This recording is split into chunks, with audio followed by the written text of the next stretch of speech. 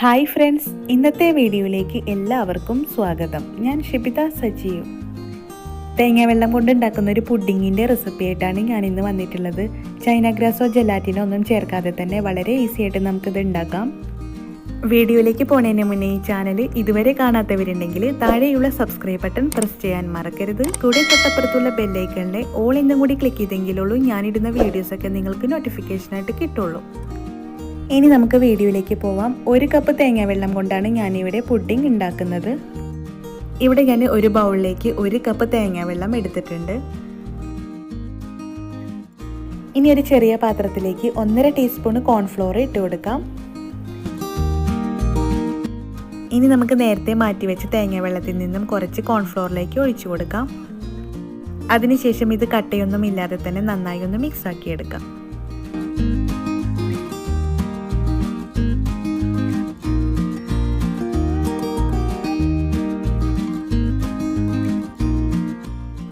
ഇപ്പോൾ ഇവിടെ കോൺഫ്ലോർ കട്ടയൊന്നും ഇല്ലാതെ തന്നെ മിക്സ് ആക്കി എടുത്തിട്ടുണ്ട്. ഇനി പുഡിംഗ് ഉണ്ടാക്കാനായിട്ട് ഒരു പാൻ അടുപ്പത്ത് വെക്കാം.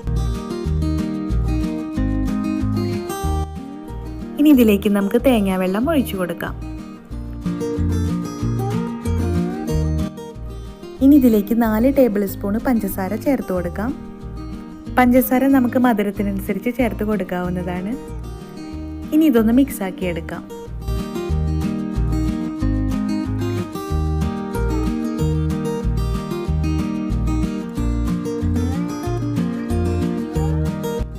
തേങ്ങാവെള്ളം നല്ലപോലെ ഒന്ന് ചൂടായി വരുന്ന സമയത്ത് നമുക്കിതിലേക്ക് കോൺഫ്ലോർ ചേർത്ത് കൊടുക്കണം. കോൺഫ്ലോർ ജസ്റ്റ് ഇതുപോലെ ഒന്ന് ഇളക്കി കൊടുത്തതിന് ശേഷം വേണം ചേർത്ത് കൊടുക്കാനായിട്ട്.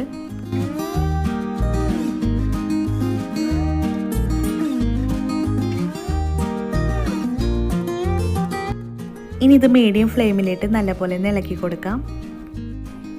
ഇത് കുറുകി വരുന്നവരെ കൈയെടുക്കാതെ തന്നെ ഇളക്കി കൊടുക്കണം.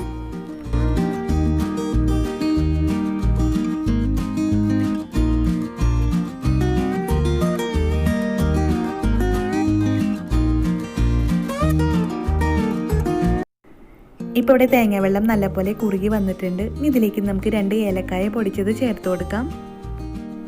ഇനി ഇതൊന്ന് മിക്സ് ആക്കി എടുക്കണം.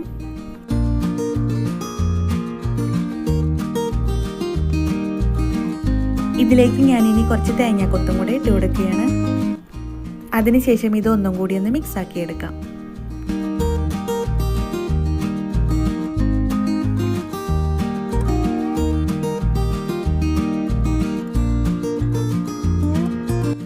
ഇപ്പോൾ ഇവിടെ തേങ്ങാവെള്ളമൊക്കെ നല്ലപോലെ കുറുകി വന്നിട്ടുണ്ട്.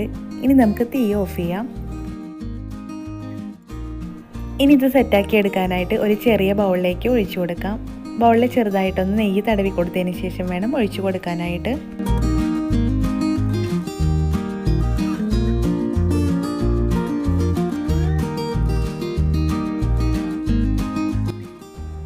ഇനി ഇതിൻ്റെ മുകളിൽ നമുക്ക് ജസ്റ്റ് ഒന്ന് ലെവലാക്കി കൊടുക്കാം.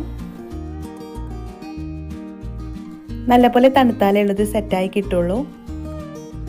ഞാനിവിടെ ഫ്രിഡ്ജിൽ വെച്ചാണ് തണുപ്പിച്ചെടുത്തിട്ടുള്ളത്. സൈഡൊക്കെ നല്ലപോലെ വിട്ട് വന്നിട്ടുണ്ട്. ഇനി ഇതൊരു പ്ലേറ്റിലേക്ക് മാറ്റാം.